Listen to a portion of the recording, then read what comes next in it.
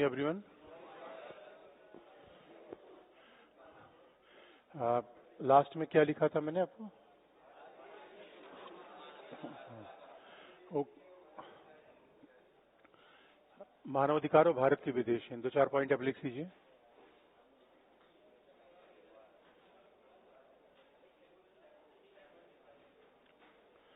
मानवाधिकार और विदेश नीति, पहला पॉइंट लिख लीजिए। भारतीय विदेश नीति में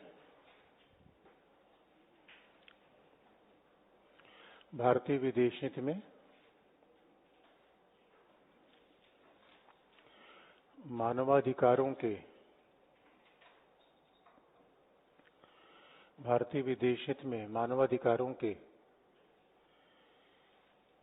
किसी भी विशिष्ट मुद्दे पर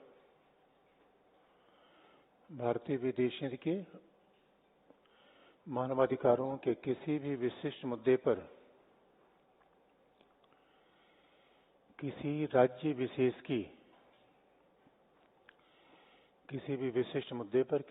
विशेष की सामान्यतः आलोचना नहीं की जाती। किसी विशिष्ट मुद्दे पर किसी राज्य विशेष की सामान्यतः आलोचना नहीं की जाती,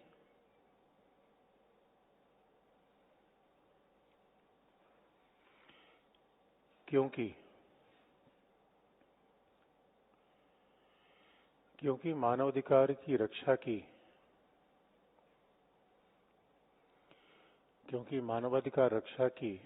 वैश्विक संस्थाएं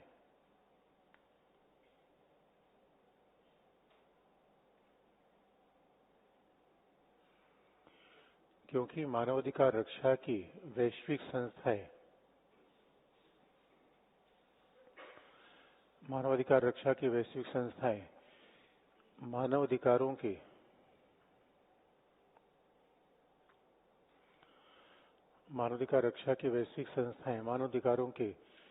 जिन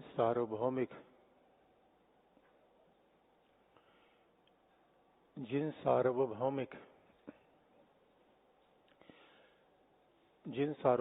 विचारों को स्वीकार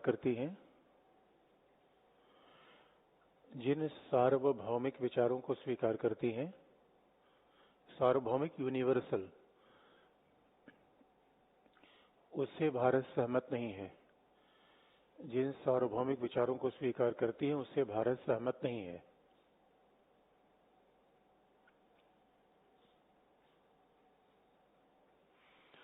इसका सीधा ये मतलब है, हम मानवाधिकार के इस पार्ट को थियरी में भी, आईआर में भी पढ़ते भी हैं। मानवाधिकारों का देखिए, मानवाधिकारों का सार्वभौमिक मतलब ये होता है, जैसे यूरोप में अमेरिका में मानवाधिकार के स्टैंडर्ड अलग है। अब वहां पे किसी बच्चे को डांट देना ये भी मानवाधिकार का उल्लंघन है। आपने देखा होगा नार्वे में बहुत सारे बच्चों को, हमारे यहाँ के हम लोग 1000 पेरेंट्स ने भारतीय विदेश मंत्रालय से शिकायत की है कि नार्वे सरकार से हमारे बच्चों को वापस दिलाइए। अब ये भारतीय सरकार के लिए अलग लफड़ा है। अब हम बच्चों क्या वापस दिलाएं? अब नार्वे का ऐसे कानून है कि अगर आपने बच्चे को डांट दिया तो मानवाधिकार का उल्लंघन, आप जेल में जाएंगे। और यहाँ हम बच्चे की जो तो कुटाई नहीं करते सुबह शाम, तब तक बात नहीं बनती। ये मानवाधिकारों का सार्वभौमिक स्टैंडर्ड का मतलब है कि एक ही जैसा मानवाधिकार पूरी दुनिया में हो, एक संभव होगा। भाई सांस्कृतिक सापेक्षता तो है, सांस्कृतिक परिप्रेक्ष्य फर्क है। इसका मतलब है कि जो मानवाधिकार पश्चिम में है और पश्चिम में मानवाधिकार का रिकॉर्ड इतना ज्यादा है। देखिए वहां नागरिक समाज भी बड़ा सभ्य है, समाज अलग किस्म का है, और राज्य सरकारें भी अलग दृष्टिकोण अपनाती हैं। अब हमारे यहाँ अलगाववाद की समस्या है, उग्रवाद की समस्या है। इसलिए आप देखेंगे एमनेस्टी इंटरनेशनल, ये बहुत महत्वपूर्ण संगठन है जो आपकी पीटी के लिए भी जरूरी है। आईआर पढ़ते पढ़ते हम 2-4 ऐसे फैक्ट आपको मिल जाएंगे जो पीटी में, वैसे आप फैक्ट पढ़ेंगे तो पीटी के वो सवाल आप कम से कम, आईएएस के पीटी के सवाल तो नहीं मिलेंगे आपको, क्योंकि आईएएस की पीटी के बड़े सारे फैक्ट कॉन्सेप्ट बेस होते हैं। उसमें कई एग्जाम्पल आपको बता देंगे। तो मामला ये है कि जब मानवाधिकार की बात करते हैं तो सार्वभौमिक अगर स्वीकार करें तो मानवाधिकार का फिर तरीका अलग हो जाता है। अब हम अलग अलग, क्योंकि amnesty international, amnesty international, human rights watch, दो ऐसे समूह हैं जो मानव अधिकारों की रक्षा करते हैं। तो आप देखेंगे कि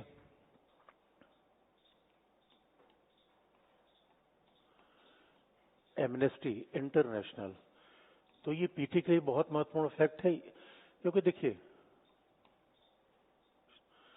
खासतौर पे आईएएस में हमारे जीएस का ट्रेंड ऐसा होता है जो बड़े रटने वाले बेस पर नहीं होता, यानी दुनिया में जो बड़ी महत्वपूर्ण घटनाएं चलती हैं, तो जैसे भारत में अगर कोई बहुत बहुत महत्वपूर्ण व्यक्ति है जो डॉक्टर है, उसके नाम बार बार आते हैं, तो आपको जानना चाहिए।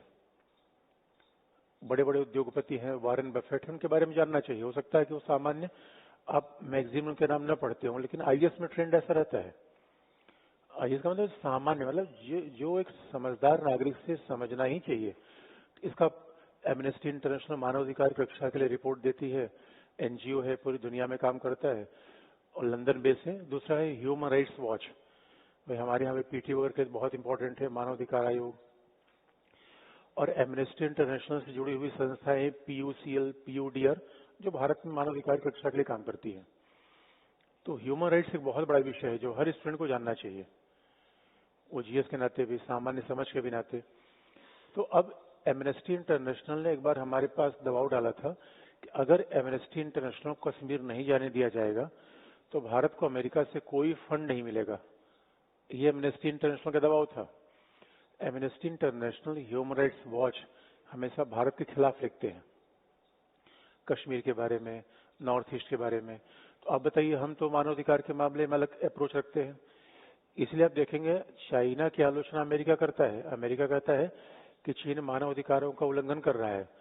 हम इस आधार पर चीन की आलोचना कभी नहीं करते, आपने कभी नहीं सुना होगा। हम तो उल्टे इस बात को देखते हैं कि अभी एमनेस्टी इंटरनेशनल की बात आ जाएगी, अभी ह्यूमन राइट्स वॉच की बात आ जाएगी। अब दूसरी बात है श्रीलंका में, जब श्रीलंका में, यानी समस्या तो यही है, आतंकवाद हो रहा है या मानवाधिकार की रक्षा। अब मानवाधिकार के समूहों के या मानवाधिकार के संगठनों के लोगों से आप पूछेंगे कि ये सब क्या है, तो वो क्या कहेंगे, ये राज्य के द्वारा पैदा किया गया आतंकवाद है। कितना बड़ा शब्द है, अगर आप स्टूडेंट हैं इस बात को फिर से ध्यान सुन लीजिए। राज्य के द्वारा किया गया आतंकवाद, ये शब्द ही विरोधाभासी है।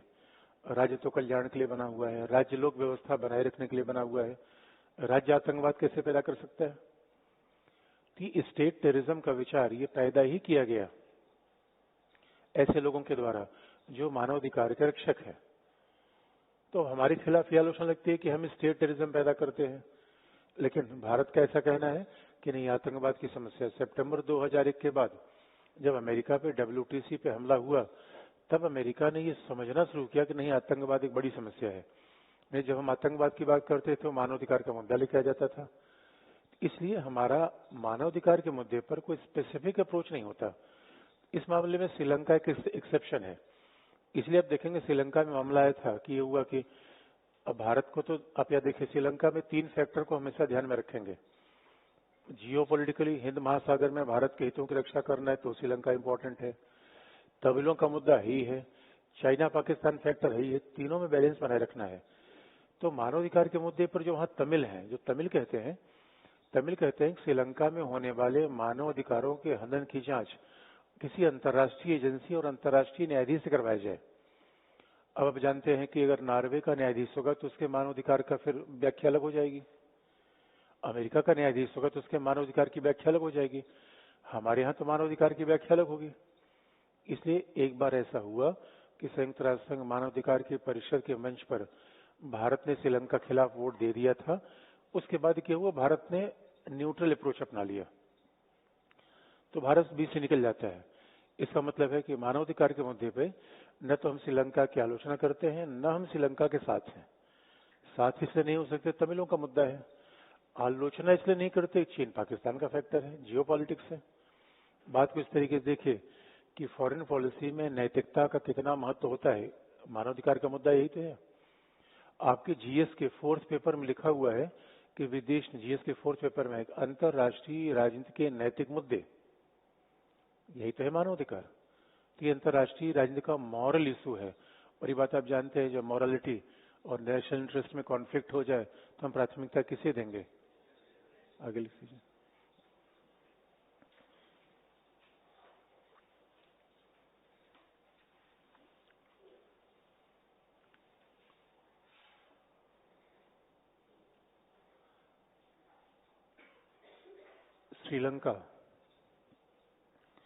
श्रीलंका के विरुद्ध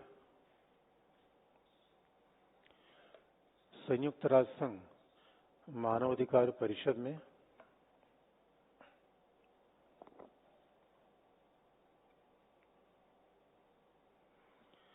श्रीलंका के विरुद्ध संयुक्त राष्ट्र संघ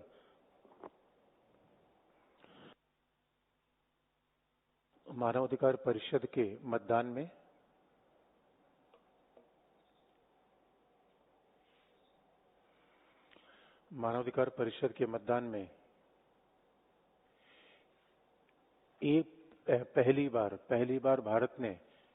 पहली बार भारत ने श्रीलंका के विरुद्ध मत दिया। पहली बार भारत ने श्रीलंका के विरुद्ध मत दिया।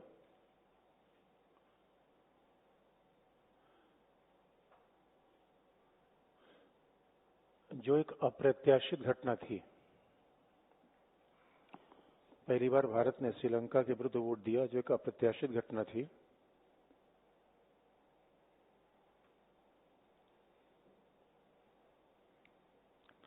क्योंकि मनमोहन सिंह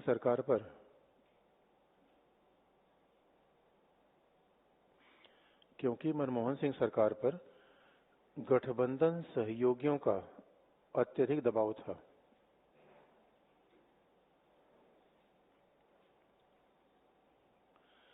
क्योंकि मनमोहन सिंह सरकार पर गठबंधन सहयोगियों का अत्यधिक दबाव था।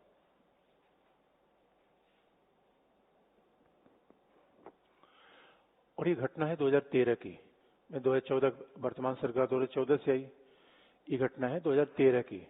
आगे लिख लीजिए। परंतु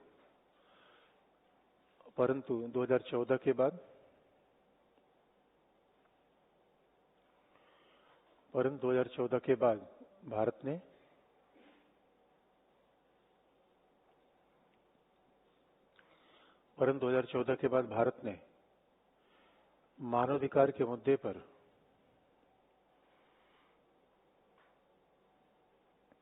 तटस्थता का दृष्टिकोण अपनाया है। तटस्थता, न्यूट्रलिटी। भारत ने मानवाधिकार के मुद्दे पर तटस्थता या न्यूट्रलिटी का दृष्टिकोण अपनाया है।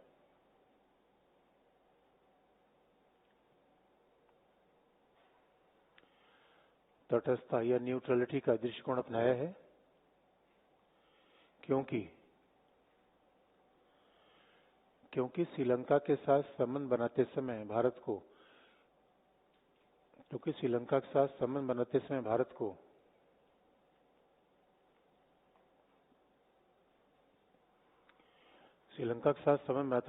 को निम्नलिखित मुद्दों को ध्यान में रखना होता है।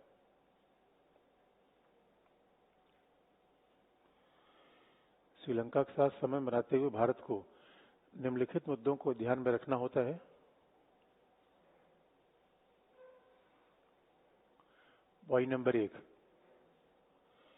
पॉइंट नंबर एक, श्रीलंका का भू राजनीतिक महत्व।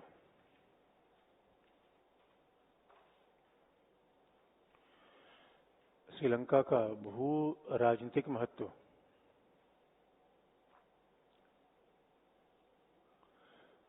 श्रीलंका का भू राजनीतिक महत्व क्योंकि हिंद महासागर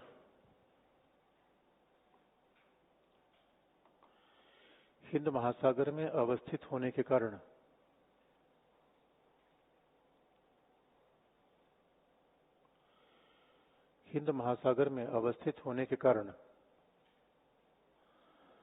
भारत और श्रीलंका की सुरक्षा ही साझे है।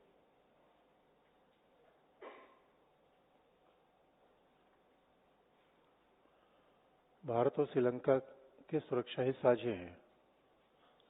दूसरा पॉइंट,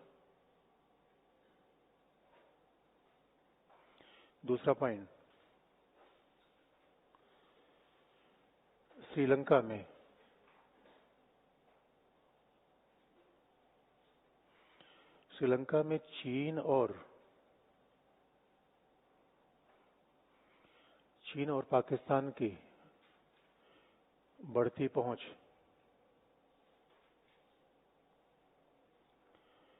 चीन और पाकिस्तान की बढ़ती पहुंच के विरुद्ध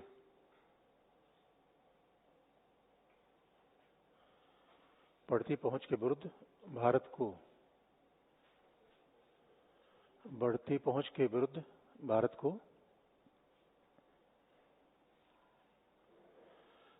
को श्रीलंका के साथ संबंध सुदृढ़ करना आवश्यक है।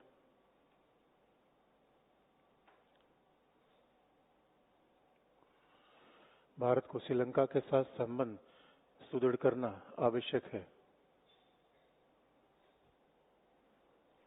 और तीसरा पॉइंट, लास्ट,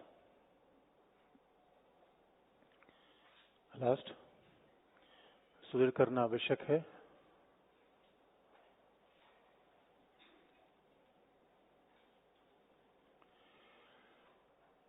लोकतांत्रिक संघीय व्यवस्था में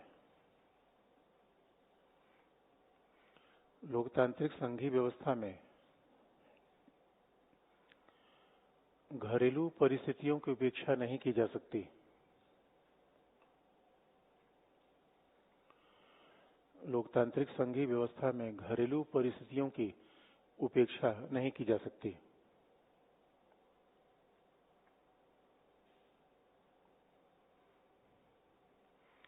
लोकतांत्रिक संघीय व्यवस्था में घरेलू परिस्थितियों की उपेक्षा नहीं की जा सकती। इसलिए तमिल मुद्दा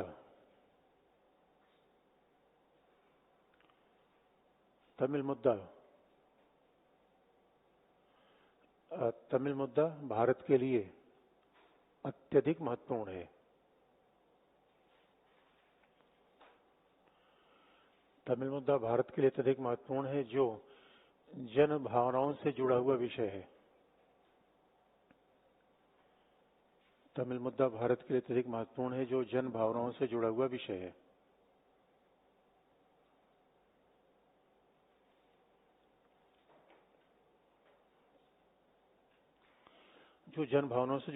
है।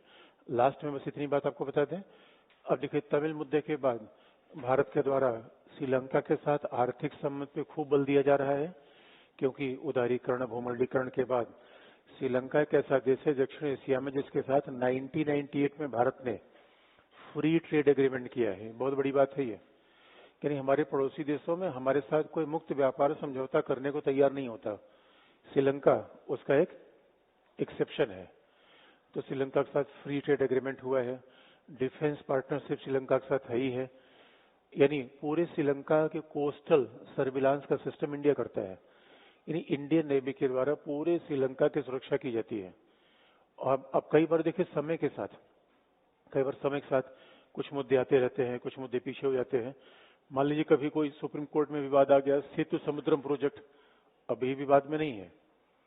तो सेतु समुद्रम प्रोजेक्ट का सीधा मतलब है कि भारत और श्रीलंका के बीच आवागमन के लिए सीधे पाक की खाड़ी से होकर रास्ता होना चाहिए। अभी तो हम पूरा श्रीलंका घूम के जाते हैं, और हम पूरा श्रीलंका घूम के जाते हैं तो इससे श्रीलंका को बहुत बड़ा फायदा है।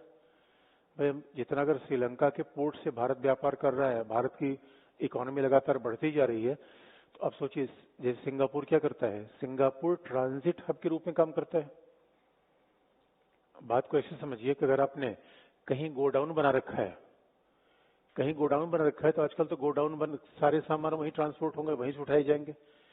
ठीक वैसे श्रीलंका क्या है, भारत के लिए आजादपुर सब्जी मंडी जैसा है। पूरी दिल्ली की सब्जी की सप्लाई कहां से होती है? आजादपुर से।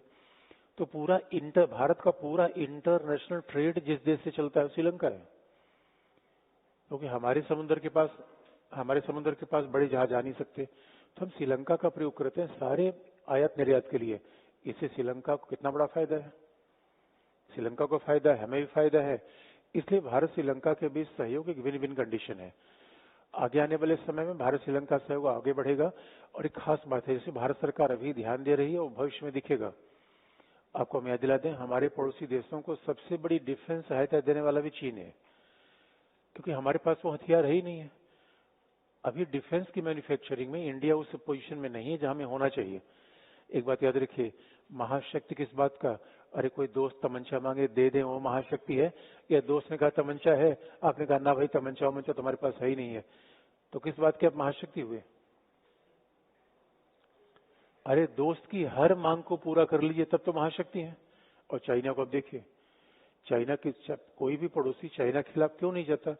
सुरक्षा परिषद में मदद चाहिए, चीना जाएगा। पैसा चाहिए, चीना जाएगा। वेपन्स चाहिए, चीना जाएगा। इस बांग्लादेश, पाकिस्तान, श्रीलंका, इन सबको सबसे बड़ी डिफेंस इक्विपमेंट की सप्लाई करने वाला कौन सा देश है? चाइना। अगर डिफेंस इक्विपमेंट चाइना ही सप्लाई करेगा तो चीन के सामरिक संबंध इसके साथ अपने आप बढ़ेंगे। आप जानते हैं जो देश किसी को डिफेंस इक्विपमेंट सप्लाई करता है वहां उसके इंजीनियर आएंगे, वहां उसके सैनिक आएंगे, सारे सामरिक मामलों की जानकारी उस देश को होगी। जैसे हमारे रसिया है, आप याद रखिए, हमने अमेरिका से हरकुलिस और globe master, Hercules, globe master, Apache, अगर ये विमान हमने ले रखे हैं तो हमारे यहाँ जो एयरफोर्स के स्टेशन है उसमें अमेरिकन इंजीनियर बाकायदा आते हैं। जो गाजियाबाद में हिंडन में आप जाके देखेंगे, हरकुलिस के लिए, ग्लोब मास्टर के लिए अलग रिपेयरिंग सेंटर बना हुआ है, उसके लिए हैंगर कहा जाता है। जैसे हैंगर का मतलब जैसे होता है ना कि कहीं पे स्टेशन ट्रेन कहीं शेड में जाती है, उसका रिपेयरिंग होती है, वैसे एयरक्राफ्ट को रिपेयरिंग करने के लिए हैंगर होता है, बड़ा सा यू शेप जैसा टीन का बना हुआ होता है, उसमें सारे अमेरिकन इंजीनियर आते हैं। और डिफेंस के इंजीनियर भी तो डिफेंस के होते हैं भाई। हमारे यहाँ इंजीनियरिंग का अलग कोर है, बीटेक किए हुए लोग भी सेना में जा सकते हैं, लॉ किए हुए लोग भी सेना में जाते हैं, पूजा पाठ कराने वाले लोग भी सेना में जाते हैं, ये बात भी आप जानते ही होंगे। सेना में तो हर किस्म के लोग जाते हैं। इसलिए हम भविष्य में ये बात हमें ध्यान रखनी है कि अगर भारत को अपना प्रभाव बनाए रखना है तो इकोनॉमी तो ठीक है, हमें डिफेंस के मामले में भी अपनी शक्ति को बढ़ाने की आवश्यकता है। जैसे छोटे पड़ोसी देशों को हम हथियार तो दे पाए। यदि पिछले साल भारत ने रिकॉर्ड डिफेंस इक्विपमेंट को एक्सपोर्ट किया है। अभी तक हम डिफेंस इक्विपमेंट में क्या देते हैं? टाटा के ट्रक, रेडार। अभी हम नॉन लीथल वेपन ज्यादा देते हैं। श्रीलंका को तो हमने वेपन्स इसलिए नहीं दिया था कि तमिल का फैक्टर था, तमिल वहां बड़ा विरोध करते थे। तमिल कहा करते थे कि भारतीय सरकार इनको जो सैन्य सामग्री दे रही है इससे तो ये तमिलों को ही मार रहे हैं, तो कुछ दिनों तक हमने बंद कर दिया था। अन्यथा श्रीलंका, नेपाल, भूटान, मालदीव, इन सारे देशों के सैनिकों को ट्रेन करता है इंडिया, प्रशिक्षण भारत देता है। तो ये भविष्य में हमारी कोशिश है लगातार मेक इन इंडिया प्रोजेक्ट से डिफेंस सेक्टर में हम लगातार आगे बढ़ने का प्रयास कर रहे हैं। अब इसलिए आप देखो फिलीपींस से भी बातचीत कर रहे थे ब्रह्मोस देने का। तो जब ऐसे डिफेंस पड़ोसी को देंगे तभी तो। अब तेजस का विकास क्यों कर रहे हैं भाई? श्रीलंका राफेल नहीं ले सकता, उतना पैसा ही नहीं उसके पास। श्रीलंका राफेल नहीं ले पाएगा, लेकिन हल्के विमान तेजस तो ले लेगा। तो तेजस है, ध्रुव हेलीकॉप्टर है, ये सब छोटे छोटे विमान है। अब श्रीलंका अपाचे नहीं लेगा। अपाचे लेने के लिए श्रीलंका को पूरा श्रीलंका बेचना पड़ेगा, और इतने बड़े बड़े हेलीकॉप्टर रख के क्या करेगा? उड़ाने के उतने स्पेस भी तो नहीं है, तो वो छोटा हेलीकॉप्टर रखेगा। ये छोटा हेलीकॉप्टर रखेगा। यही इंटरनेशनल की पॉलिटिक्स की कॉम्प्लेक्सिटी है, यही इंटरनेशनल पॉलिटिक्स की कॉम्प्लेक्सिटी होती है। तो श्रीलंका के साथ केवल इतना ही। बाकी हमें क्या करना चाहिए पड़ोसी देशों के साथ? तो जो नेपाल के साथ करना चाहिए वही श्रीलंका के साथ। बस यहाँ तमिल मुद्दा है, वहां मधेसियों का मुद्दा है। और एक मुद्दा तो हमेशा हमारा किसी सरकार से मतलब नहीं है, हमारा मतलब है श्रीलंका से। भारत श्रीलंका केवल इतना है। अब कोई सवाल पूछना तो बताइए।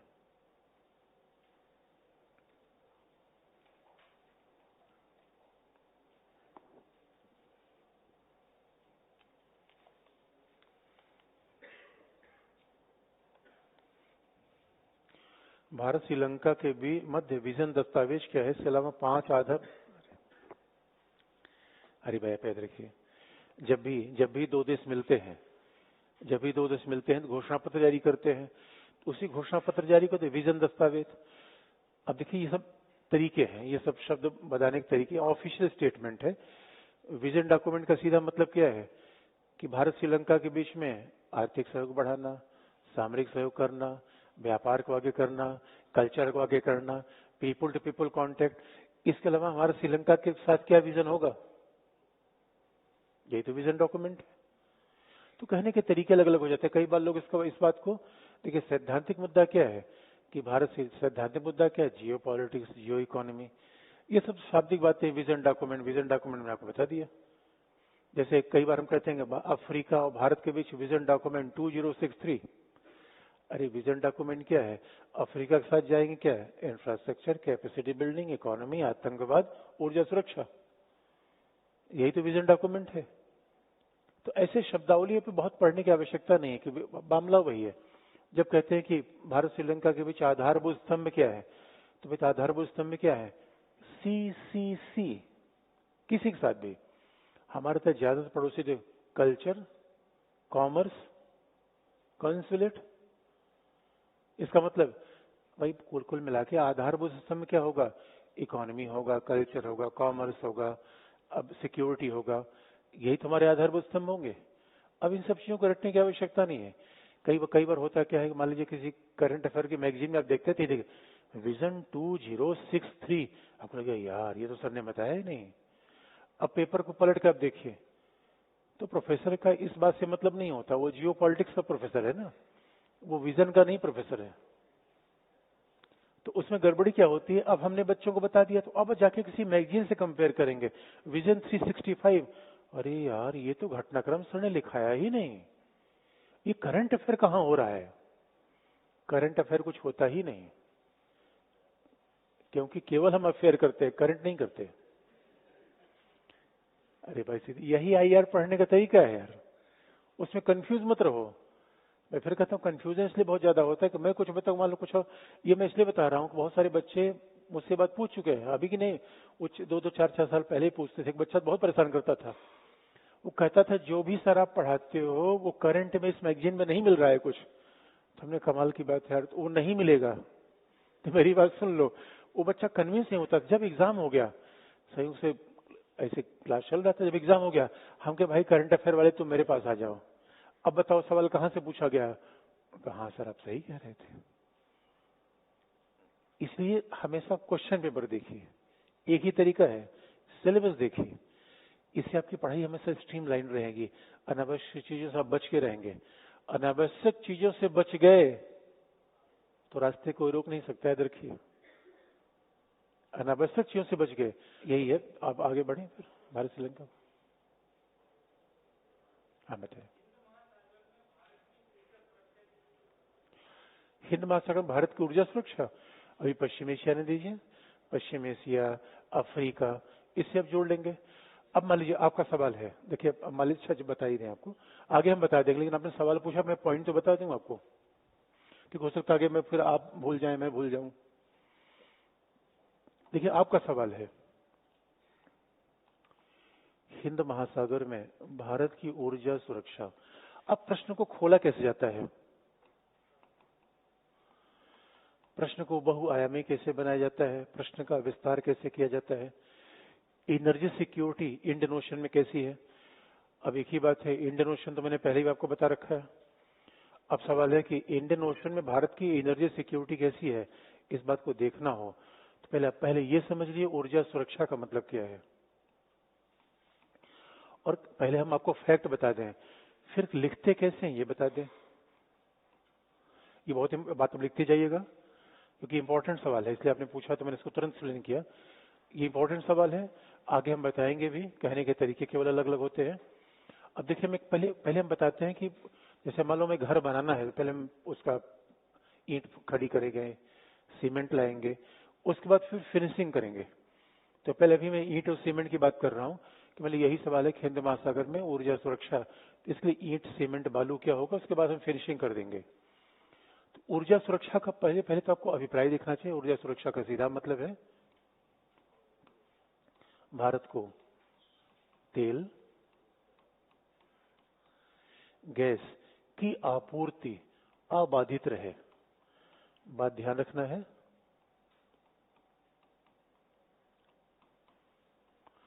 अबाधित रहे पहला। दूसरी बात क्या है, कीमत भी नियंत्रित रहे। तीसरा, कीमतों पर नियंत्रण। याद रखिए, सबसे अच्छा मार्केटिंग करने वाला कौन है? जो सबसे अच्छा सामान नहीं लाता, जो सबसे अच्छा सामान कम कीमत पे लाता है। मार्केटिंग तो यही बेस्ट है। दूसरी बात, लेकिन आप जानते हैं ऊर्जा सुरक्षा के दो मामले हैं। ऊर्जा सुरक्षा के दो मामले हैं, परंपरागत, गैर परंपरागत। तो जो परंपरागत स्रोत हमारी ऊर्जा का है वो कहीं न कहीं कोयला पर निर्भर है, वो कहीं न कहीं तेल पर निर्भर है। इसका मतलब है ऊर्जा सुरक्षा का मतलब क्या होता है? Diversity in source. अब इस परंपरागत ऊर्जा सुरक्षा को कैसे विविधतापूर्ण बनाया जाए, डाइवर्सिफाइड बनाया जाए। अब विविधतापूर्ण आप कैसे बनाएंगे? इसके लिए सिविल परमाणु ऊर्जा, ये ऊर्जा सुरक्षा का पार्ट है। इसके लिए सिविल परमाणु ऊर्जा, यानी कुल मिला के परमाणु ऊर्जा।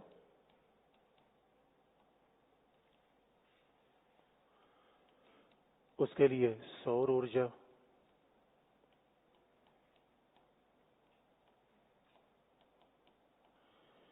उसके लिए परमाणु ऊर्जा, सौर ऊर्जा, यानी कुल मिला के ये गैर परंपरागत स्रोत है। परमाणु ऊर्जा, सौर ऊर्जा और भी जितने भी आप गैर परंपरागत स्रोत समझ सकते हैं, उन सबको पनबिजली ऊर्जा विविधतापूर्ण है। अब तीसरी बात, ऊर्जा सुरक्षा में तीसरी बात आती है, इन्हें आप याद रखिए, किसी भी एक सोर्स पे डिपेंडेंट मत रहिए, न कोयले पे न तेल पे। हमने पहले भी कहा है, एक मित्र पे डिपेंड रहने का मतलब वही मित्र आपको छोड़ के भाग जाए तो क्या होगा? एक सोर्स पे डिपेंडेंट रहेगा, हमारे तेल पे ही डिपेंडेंट है और कल के लिए पश्चिम एशिया वॉर हो गया, फिर तो आपको समस्या आ जाएगी। तेल की कीमत किसी कारण बढ़ गई, फिर समस्या आ जाएगी। एक सोर्स पे डिपेंडेंट नहीं रहना। इसलिए आप देखेंगे जो बड़े बड़े बिजनेसमैन है वो 5 चीज का बिजनेस करते हैं। उनसे हमने पूछा, भाई 5 चीज क्यों फैला रखते हो? उनका, सर ये बताओ, केवल समोसे की दुकान खोल के रखें, कल के लिए समोसा खाना ही लोग बंद कर दें तो? हमें कहा, हाँ यार ये बात तो सही कहा तुमने। डाइवर्सिफिकेशन, हमेशा लोग डाइवर्सिफिकेशन करते हैं। दूसरी बात है, अब ऊर्जा सुरक्षा के विविधतापूर्ण बनाने के साथ साथ जो बात जरूरी है, जिन देशों से हम ले रहे हैं वो भी स्रोत विविधतापूर्ण होने चाहिए। ऊर्जा सुरक्षा में ये भी बात आती है, अभी हमारा ओवर डिपेंडेंस है पश्चिम एशिया। अभी हम पश्चिम एशिया में, यानी सऊदी अरेबिया, पश्चिम एशिया में लगभग 60% ऊर्जा सुरक्षा पश्चिम एशिया पर हमारा डिपेंडेंट है। इस बात को डाइवर्सिफाई हम कर रहे हैं और हम वेस्ट एशिया में आ जाएंगे, लगातार इस बात को आपको बताएंगे भी किस तरीके से वेस्ट एशिया का मामला एनर्जी सिक्योरिटी के लिए बहुत बनता है। और अब हमें ऑप्शन क्या चाहिए? इसलिए ऑप्शन चाहिए अफ्रीका। और संयोग की बात है, पश्चिम एशिया और अफ्रीका दोनों हिंद महासागर में आ रहे हैं। हमारा अगला ऑप्शन क्या है? अफ्रीका। उसके अलावा अगला ऑप्शन क्या है? Central Asia, Latin America. रूस ऑप्शन हो जाएगा, ये अप्रत्याशित बात है। देखिए ये करंट अफेयर है। अदरवाइज परंपरागत रूप में आप पूछेंगे कि भारत तेल सब कहां से लेता है, तो पश्चिम एशिया से लेता है। अभी रूस ने मामला गड़बड़ा रखा है। ये पूरे यूक्रेन संकट के समय से पूरा आंकड़ा गड़बड़ हो गया है। यानी तेल सस्ते होने के कारण फिलहाल हम तेल को ज्यादा ज्यादा कहां से आयातित कर रहे हैं? रसिया से। अब आप देखेंगे कतर से प्राकृतिक गैस ले रहे हैं। तो हर देशों से ये ऊर्जा सुरक्षा की बात है। लेकिन आप कहेंगे कि इतनी ऊर्जा सुरक्षा की बात है? नहीं, इसके अलावा भी है। अब इसके अलावा क्या मतलब है कि हम वेस्ट एशिया में आपको बता देंगे कि पहली बार आरामको भारत में इन्वेस्टमेंट करने का विचार कर रही है। यानी अभी तक पश्चिम एशिया से हमारा जो खरीद वाला मामला था तेल का, टैंकर से आता था। जैसे आप पानी के लिए क्या बॉटल मंगाते हैं पीने के लिए, तो हर तीसरे दिन बॉटल मंगाते रहिए। तो बॉटल मंगाएंगे, आरओ लगवा लेंगे। खास भाई जो परमानेंट आपकी आवश्यकता है, तो आरामको इन्वेस्टमेंट करना चाहती है। पश्चिम एशिया कई देश यहाँ पे स्ट्रेटेजिक, यूई ने क्या किया है, इस स्ट्रेटेजिक ऑयल रिजर्व बना दिया है। स्ट्रेटेजिक ऑयल रिजर्व कैसा होता है? जैसे आप देखेंगे पेट्रोल पंप पे जाएंगे, जब पेट्रोल पंप पेट्रोल मांगते हैं तो पेट्रोल पंप वाला ये कहता है, रुको भाई मैं भी टैंकर बुलवाता हूँ, तुम्हारी गाड़ी भरवाता हूँ। उसके पास रिजर्व ऑयल होता है। ऐसे देश के पास रिजर्व ऑयल होना चाहिए। क्यों होना चाहिए? जैसे वॉर के लिए सेना में नियम है, अगर हमारा देश किसी के साथ वॉर में जा रहा है तो हमारे पास आर्म्स एंड एम्यूनिशन कम से कम 40 दिन के होने चाहिए। 40 दिन के आर्म्स एंड एम्यूनिशन पर्याप्त होने चाहिए, ये रूल है। वैसे अगर हमारे कल पश्चिम एशिया में आपकी एनर्जी सप्लाई डिस्टर्ब हो गई तो हमारे पास स्ट्रेटेजिक ऑयल रिजर्व होना चाहिए, और वो हमने विशाखापट्टनम में, मुंबई में बना रखा है। और ज्यादा होना चाहिए। मतलब भारत जैसे विशाल देश के लिए कम से कम कल के लिए हमारे यहाँ कहीं से भी ऑयल की सप्लाई ना हो तो भी 40 दिन हमारे ऊपर कोई फर्क नहीं पड़ना चाहिए। ये है एनर्जी सिक्योरिटी, ये है एनर्जी सिक्योरिटी। अब आप देखेंगे भाई हिंद महासागर में अगर बात करें तो स्वाभाविक रूप में सारे मामले तो भाई लैटिन अमेरिका से भी तेल ले रहे हैं, लेकिन मोस्टली जो पूरा ट्रांसपोर्टेशन है वो हिंद महासागर ही से तो है, वो हिंद महासागर से है। और भारत जैसे महाशक्ति, अब आप देखें इसमें करंट अफेयर के विचार क्या आते हैं। जैसे आप करंट अफेयर की बातें बताएं, कहां से करंट अफेयर रियल में होता है। मान लीजिए कि आप बजट देख रहे हैं तो एक बार बजट में प्रस्ताव किया गया था कि भारत में, देखिए भारत में संयोग की बात है, ज्यादातर मामलों में हमने सेपरेशन ऑफ पावर कर रखा है। ONGC, Indian oil corporation, HPCL, BPCL, इतनी अलग अलग कंपनियों के निर्माण की आवश्यकता क्या है। आप सबको एक क्लब करके एक जायंट कंपनी बना दीजिए। तो ये प्रस्ताव कभी रखा गया था, लेकिन ये प्रस्ताव पूरा नहीं हो पाया। तो मान लीजिए कभी कभी ऐसे का प्रस्ताव आते हैं बजट में जो आप, तो वो रियल में करंट अफेयर होता है, वहां से एग्जामिनर आप सवाल पूछ सकता है। एनर्जी सिक्योरिटी का मतलब ये है। लेकिन अब तो हमने पूरा मसाला बना दिया, लेकिन अब लिखते कैसे, देखिए शुरुआत कैसे करेंगे, ऐसे नहीं। शुरुआत कैसे करेंगे, अब देखिए उसमें थोड़ा सा मसाला, मिर्च मसाला लगाएंगे कि भारत एक महाशक्ति है, विश्व की 5वीं बड़ी अर्थव्यवस्था बन गया है, और फिलहाल भारत की आर्थिक वृद्धि दर 4 ट्रिलियन हो गई है। इस रफ्तार को बनाए रखने के लिए भारत को विशाल ऊर्जा संसाधनों की आवश्यकता है। ऐसी चीजों को हम बना के लिखते हैं। ये तो आपका बेसिक फ्रेमवर्क तैयार हो गया। लेकिन इसलिए कहा जाता है मेंस एग्जाम में आपको बोल वचन करना आना चाहिए। जैसे कई लोग कहते, कई लोग क्या होता है, कई लोगों का ऑब्जेक्टिव नॉलेज बहुत तेज होता है, क्योंकि हर बार वो इन्फॉर्मेशन पे जाते हैं। उनका एप्टीट्यूड ऐसा हो गया कि इन्फॉर्मेशन ही खोज रहे हैं। तो आप समझिए मेंस में बहुत स्ट्रगल करते हैं। कॉन्सेप्ट इन्फॉर्मेशन पाना ज्यादा आसान है, पढ़ाई का तरीका ऐसा होना चाहिए, इन्फॉर्मेशन कॉन्सेप्ट नहीं। तो फिर अब कॉन्सेप्ट अब बनाएंगे, जैसे कैसे कॉन्सेप्ट अब कैसे बनाएंगे कि अब परंपरागत गैर परंपरागत में भारत को ऊर्जा सुरक्षा के अलावा सतत विकास के लक्ष्य को ही प्राप्त करना है, पर्यावरणीय सरोकारों को भी ध्यान रखना है। इसलिए हम गैर परंपरागत ऊर्जा के स्रोतों का विकास कर रहे हैं। यानी कुल मिला के क्या है, पेरिस प्रोटोकॉल, उसको भी ध्यान रखना है। हमने बात को जोड़ दिया।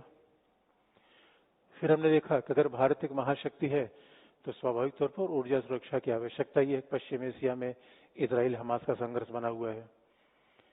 इजराइल हमास का संघर्ष बना हुआ है, इसका मतलब है पश्चिम एशिया का अनस्टेबल क्षेत्र है। वहां पे तेल और गैस के लिए अति निर्भरता भारतीय हितों के लिए उचित नहीं है। इसलिए हमें इसका विकल्प देखना है। तो हम सेंट्रल एशिया में, रसिया में जा रहे हैं। और ये भारत के विदेश नीति की स्वतंत्रता का परिणाम है कि रूस पे पश्चिम ने तमाम प्रतिबंध लगा रखे हैं, उसके बावजूद भी हम रसिया से तेल और गैस के आयात कर रहे हैं। तो ये चीजों को बनाने के तरीके हैं।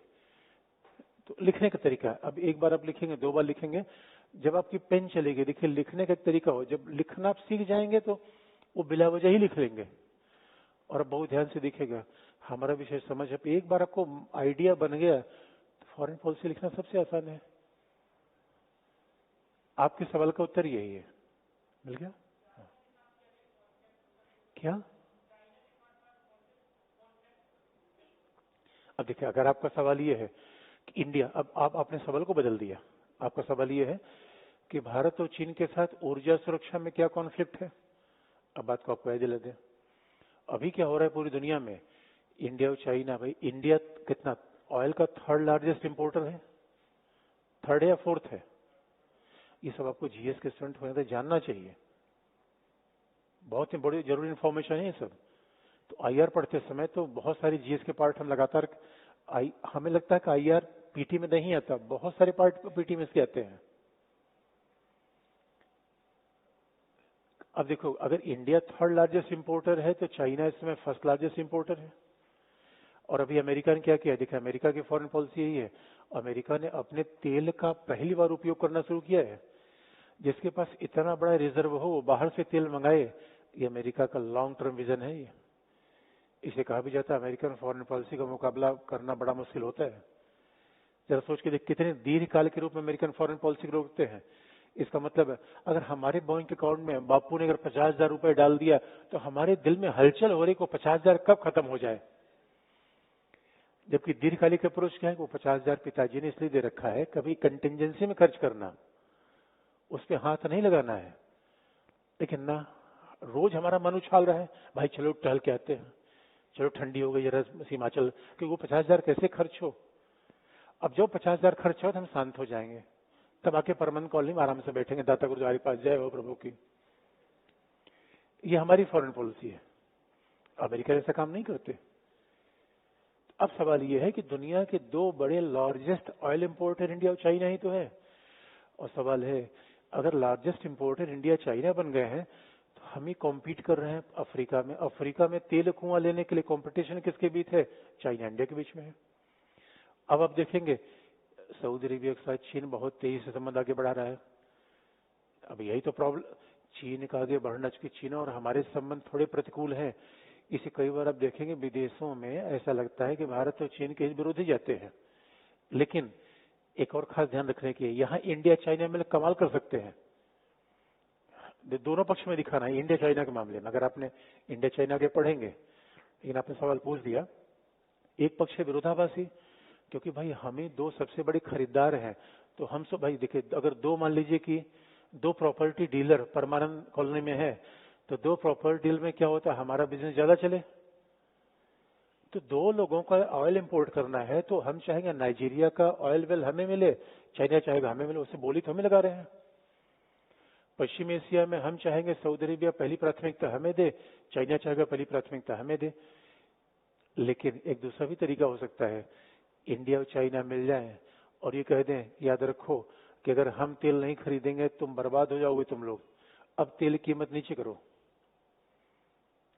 अगर सोच के देखिए, जितने छात्र यहाँ इकट्ठा हैं सब इकट्ठा हो जाए कि मकान मालिक किराया कम करो, किराया कम हो गया नहीं होगा, ये पता चला आपस में ही लड़ते रह गए, तो उसका फायदा कौन उठाएगा। ऐसी दुनिया है। इसलिए दूसरा नजरिया ये है कि इंडिया चाइना अगर मिल जाते हैं तो मामला बदल जाता है। ये दो नजरिए हैं, लिखवाने की जरूरत है। ये हमने पूरा बना दिया आपको, और यही आगे पढ़ेंगे भी। पश्चिम एशिया में आएंगे, हर ऊर्जा सुरक्षा तो हर जगह आएगी, लेकिन ऊर्जा सुरक्षा का एक समग्र मामला ये है। और कोई सवाल है आपका? और फॉरेन पॉलिसी प्रीवियस के सवाल जितने भी सब पूछ लीजिए, सब हल कर लीजिए, वहीं से घूम फिर के सवाल आएगा, अब देख भी लीजिए।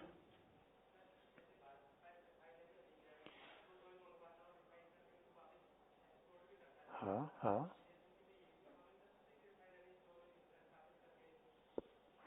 इतनी छोटी बात हम आईआर में लिखना शुरू कर दें तो ये सब नहीं जस्टिफाई कर पाएंगे। एक बार लिखने तो रिफाइनरी को बनाना और क्रूड निर्यात करना, ये सब तो उसका सेकेंडरी पार्ट है, वो सब इम्पोर्टेंट नहीं है, टेक्निकल पार्ट है ना। हमें आईआर का पार्ट लिखना है, इंजीनियरिंग का पार्ट नहीं आईआर। क्योंकि इतना बड़ा विस्तार कर देंगे अब लिख नहीं पाएंगे, तो लिख नहीं पाएंगे अब। आगे बढ़े। अच्छा, किसी ने पूछा भी है क्या कुछ? हाँ, एक प्रश्न आप लिख लीजिए।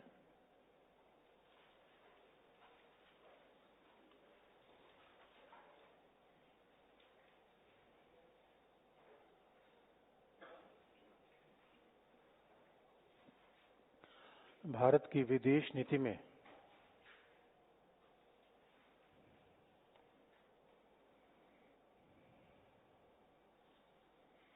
भारत की विदेश में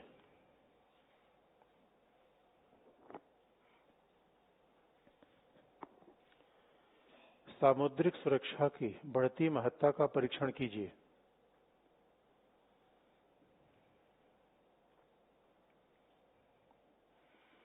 भारत की विदेश नीति में सामुद्रिक सुरक्षा की बढ़ती महत्ता का परीक्षण कीजिए।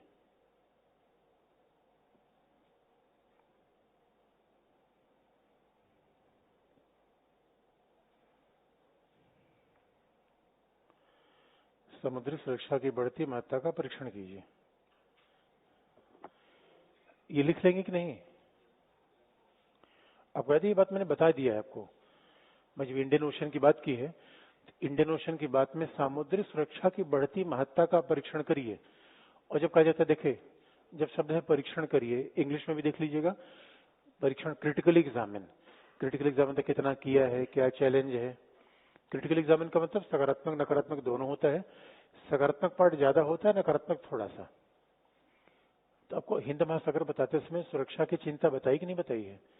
तो मतलब हिंद महासागर कैसे, आप इस तरह सोच क्या लिखेंगे आप? हिंद महासागर यानी सॉरी, समुद्रिक सुरक्षा की बढ़ती महत्ता का परीक्षण कीजिए। ये समुद्रिक सुरक्षा की बढ़ती महत्ता का परीक्षण कैसे आएगा? समुद्री सुरक्षा, अब देखिए कैसी चीजों का विस्तार करते हैं। एक बार आप सोचिए, दो बार सोचिए, और आप जानते हैं, आप कहेंगे सर ये विस्तार हम कैसे कर लेंगे? यही इतना पतला नोट्स है, उसको जितनी बार पढ़ सकते हो उतनी बार पढ़ लीजिए, जितनी बार। एक ही एग्जाम का तरीका है, हम बार बार इस बात को रिपीट करते हैं। अगर आपको जैसे होता है एक ही छोटा सा नोट्स है, मान ली मैं कह रहा हूं, आप तो कह रहे हैं सर ऐसे आपने कह दिया कि आपने ऐसे ऐसे पॉइंट बना दिया, हम कैसे पॉइंट बनाए? आपके मन में स्वाभाविक सवाल होगा, अब हम कैसे विस्तार करें? एक ही तरीका है भाई, नोट्स इतना ही पतला तो आपके पास है। कितनी बार आपने पढ़ा अभी तक?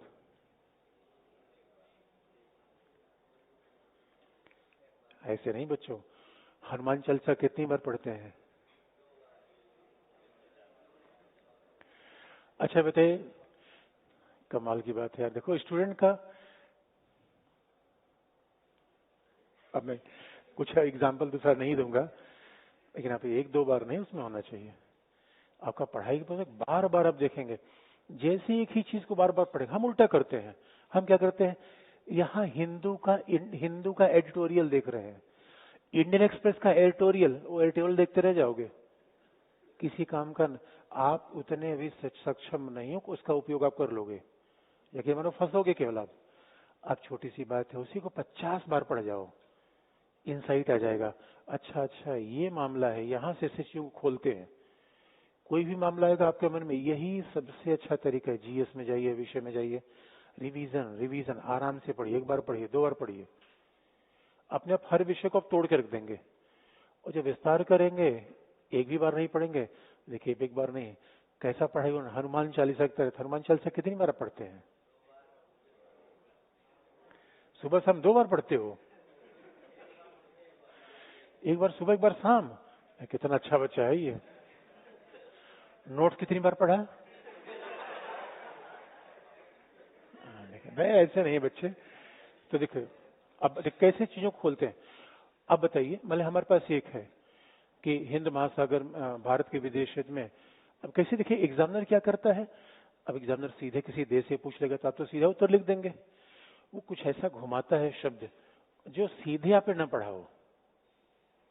अब मान लीजिए कि भारत के विदेश क्षेत्र में बढ़ती सामुद्रिक सुरक्षा, अब मुझे इसमें आयाम बताइए। याद रखिए हमने इनडायरेक्टली सब बातों को बता रखा है, फिर हम इस बात को बता दे रहे हैं क्योंकि अब आप आयाम बताइए, आप डायमेंशन मुझे बताइए। मुझे अब आयाम बताइए तभी तो बात बनेगी।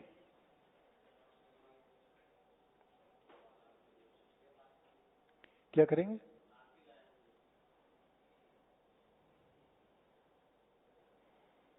आर्थिक आयाम कैसे?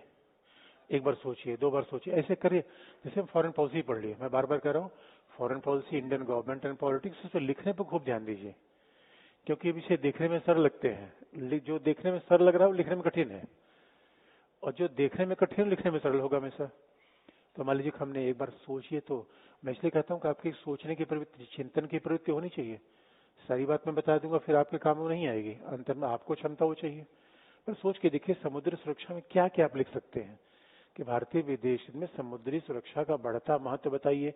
तो क्या महत्व है, क्यों महत्व है, कैसे महत्व है, यही तो विशेषण है। कैसे?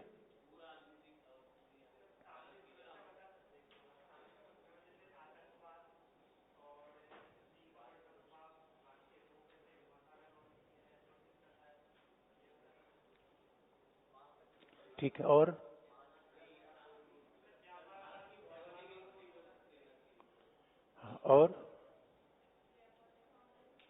ये कमाल की बात है, सारी बात आप बताते जा रहे हैं। आप लोग जो बता रहे हैं एकदम सही है, उसी को हम क्या करेंगे, जोड़ देंगे। बताइए।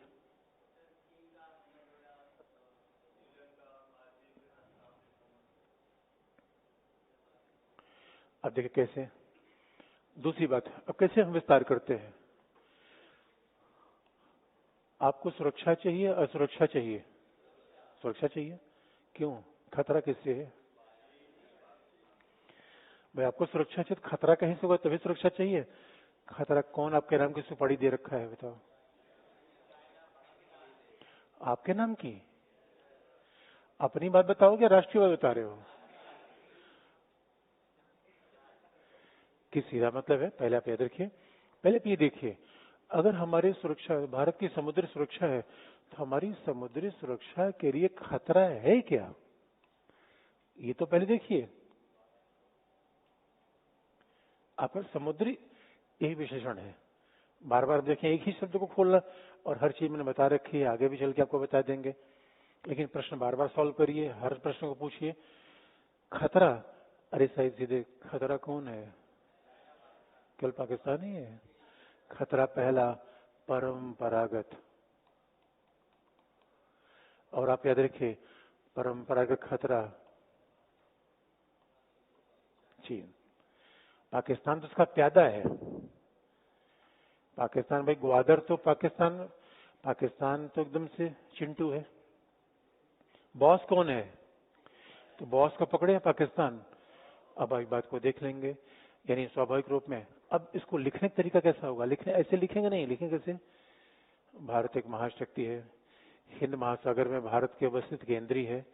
हिंद महासागर में 3 महाशक्तियां हैं, एक तो अमेरिका है, दूसरा भारत है, लेकिन चीन के बढ़ते हिंद महासागर के प्रभाव ने भारत की समुद्री सुरक्षा के लिए चुनौती पैदा कर दी है। ऐसे हम घुमा के लिखते हैं। और अब देखते हैं 2020 में चीन की नेवी दुनिया की सबसे बड़ी नेवी बन गई। ये सब बताना भी आगे में, इंडिया चाइना तो पढ़ना भी है। लेकिन अगर कोई सवाल आप पूछ दे रहे हैं, बहुत ध्यान से देखें, समुद्री सुरक्षा पूरा होलिस्टिक सवाल आ रहा है। हिंद महासागर पूरा होलिस्टिक सवाल, ऊर्जा सुरक्षा, ये सब होलिस्टिक सवाल है, किसी देश विशेष पर नहीं जा रहे हैं। चीन, और आप जानते हैं चीन ये सुरक्षा खतरा पैदा क्यों कर रहा है? क्योंकि मालदीव से लेके, श्रीलंका से लेके पाकिस्तान में हिंद महासागर में किस तरीके से वो पोर्ट बना रहा है, उसकी समुद्री क्षमता बढ़ रही है। ये भारत के लिए बड़ी चुनौती है। इससे चीन का खतरा हिमालय से ही नहीं है, अब हमारे पड़ोस में महासागर में भी है, पहली बात। दूसरा, और अब देखिए नेवल पावर खतरा देखेंगे, समुद्री सुरक्षा खतरा क्यों होता है? हर घटना से आप सीख सकते हैं। अगर नेवल पावर की बात देखी जाए, अभी तो रसिया ने क्या सोचा है कि यूक्रेन को काला सागर पर पहुंच पे रोक दिया जाए। जब तक यूक्रेन की पहुंच काला सागर में रहेगी, तब तक यूक्रेन को डिफेंस की सप्लाई होती रहेगी। और समुद्र का महत्व क्या होता है? रसिया ने क्या सोचा, पूरे गेहूं की सप्लाई कहां से रोक दिया जाए? यूक्रेन से। दूसरी बात आप देखेंगे, इसी बात को यहां पे आप लगा सकते हैं। अभी अमेरिका ने क्या किया, अपने समुद्री जहाजी बेड़ा खड़ा कर दिया खाड़ी में। ये नेवल पावर का इंपॉर्टेंस है। तो अगर अमेरिका ने आज समुद्री जहाजी बेड़ा अपने खाड़ी में खड़ा कर दिया, तो कल के लिए भारत पाकिस्तान, भारत चीन के खिलाफ कुछ होता है तो हिमालय तक मामला रहेगा, पूरा समुद्र घिर जाएगा। समुद्री सुरक्षा, एक घटना से सीधे दूसरी घटना देख सकते हैं। यही विषय को समझने का तरीका है कि मैं भी न्यूज़पेपर पढ़ता हूँ, आप भी पढ़ते हैं, तो हमने इतनी बार बार उस चीजों को पढ़ा है कि मुझे देख के कनेक्टिविटी लग जाता है, ये घटना कितनी इंपॉर्टेंट है। भाई इसराइल जरा सोच के देखिए, अमेरिका अपनी सेना को फिलिस्तीन के निकट, ईरान के निकट कैसे पहुंचा सकता है? जमीन से पहुंचा नहीं सकता। नेवल पावर तो भारत के लिए भी इंपॉर्टेंट है, लेकिन सवाल है कि सुरक्षा खतरा गैर परंपरागत भी है। अब गैर परंपरागत में आपको याद है हरामी नाला, हम पाकिस्तान से बता दें गुजरात के पास है ये, कभी देखना हो तो चले जा भी सकते हैं वहां पे। वैसे बीएसएफ वहां पे जाने नहीं देगी, तो बीएसएफ के परमिशन से वहां जाना पड़ेगा। वहां पे नाव वगैरह पकड़, मछली पकड़ना बैन है। तो गैर परंपरागत खतरा क्या है? मुंबई आतंकी हमला जब से हुआ, मुंबई आतंकवादी हमला वो समुद्र के रास्ते से आया था। तो जैसे ही हमारे यहाँ 2001 का मुंबई आतंकी हमला हुआ था, 2006 का, 8 का ना, अच्छा पार्लियामेंट पे 2001 में हुआ था, 2008 का मुंबई आतंकवादी हमला हुआ, तब पता चल गया कि सुरक्षा गैर परंपरागत खतरा कितना इंपॉर्टेंट है। उसके अलावा आज आप देखेंगे ड्रग की, नशीली दवाओं के अवैध तस्करी गुजरात का प्रयोग किया जाता है। नशीली दवाओं का अवैध तस्करी 2004 में आपदा प्रबंध सुनामी, ये हमारे यहाँ सुरक्षा गैर परंपरागत खतरे हो। दूसरा, अब जरा सोचिए, यमन के हौथी लोगों ने हमारे जहाज को हाईजैक कर लिया। समुद्री सुरक्षा क्यों जरूरी है? जो समुद्री डाकू हैं, समुद्री पायरेसी, जो समुद्र में डकैती हो रही है, इन डकैतियों को कूटने पीटने के लिए क्या चाहिए? ये हमारे पास समुद्री सुरक्षा है, समुद्री खतरा ये है। और खतरा क्यों आ रहा है? क्योंकि आप देखेंगे, अगर भारत एक महाशक्ति है,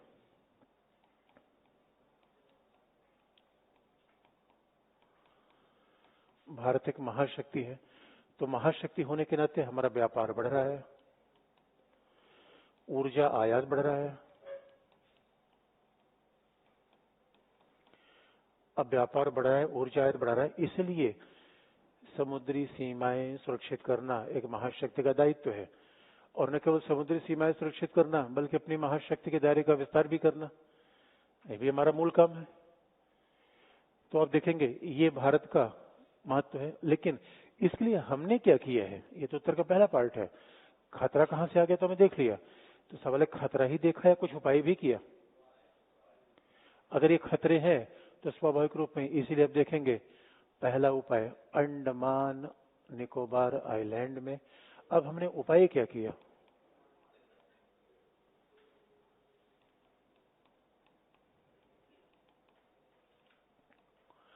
अंडमान निकोबार द्वीप समूह में एकीकृत कमांड की स्थापना,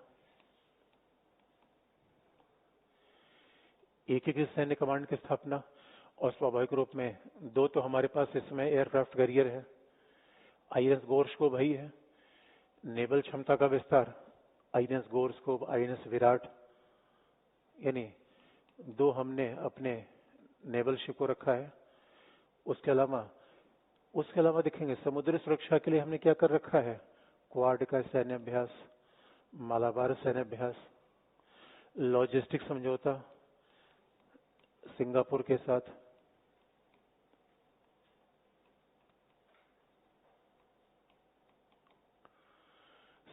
साथ, लॉजिस्टिक समझौता, साउथ ईस्ट एशिया के साथ मालाबार सैनिक अभ्यास, मिलन सैनिक अभ्यास।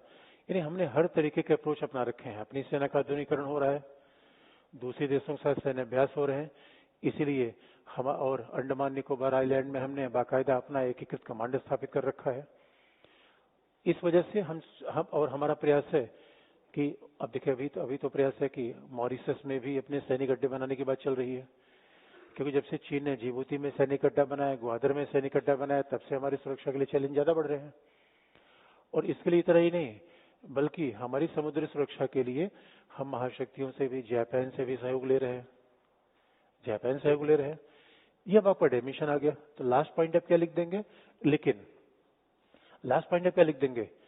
लेकिन भारत का मानना क्या है? हिंद महासागर शांति का क्षेत्र होना चाहिए, महाशक्तियों को खड़ा नहीं होना चाहिए। और इसलिए भारत का हमेशा से कहना है कि महाशक्ति के बावजूद भी भारत हमेशा विश्व वसुधैव कुटुंबकम का भाव रखता है और हिंद महासागर के शांतिपूर्ण उपयोग का समर्थक है। इसलिए महासागर व्यापार का मार्ग होना चाहिए, सहयोग का मार्ग होना चाहिए। महासागर महाबलियों की ताकत आजमाने का तरीका नहीं होना चाहिए। यह हमारा उत्तर है।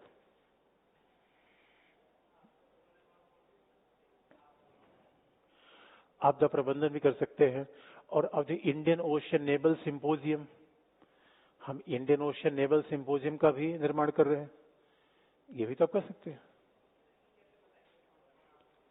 किसमें? आपदा प्रबंधन।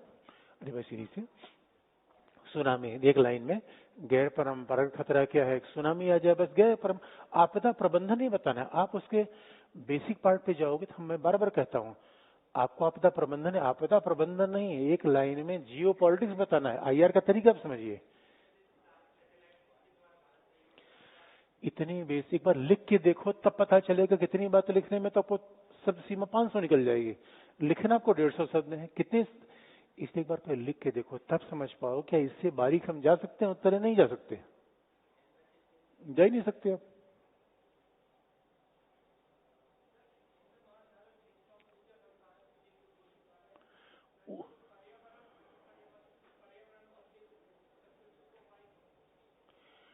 अब फिर अब अरे सुरक्षा का मतलब यही है। बाकी बाकी संयुक्त राष्ट्र संघ के मामले चलते रहते हैं, समुद्री सुरक्षा कैसे किया जाए, इंडियन ओशन नेवल सिंपोजियम करते हैं, सहयोग करते हैं। उसके अलावा डोमेस्टिक आर्थिक सहयोग का मामला है। सुरक्षा की बात बस यहाँ तक है, बाकी का लाइन आप जो चाहे उसके अलावा लिख सकते हैं। अब आपका फ्रेमवर्क तैयार हो गया, बाकी इसमें अगर थोड़ा सा मिर्ची और डालना है डाल लीजिए, वो आप इतने बुद्धिमान है, इतनी बात बन गई। बाकी इसको एक बार लिख के देख ले कितना लिख सकते हैं, कहाँ आगे पीछे कर सकते हैं, बात हो गया।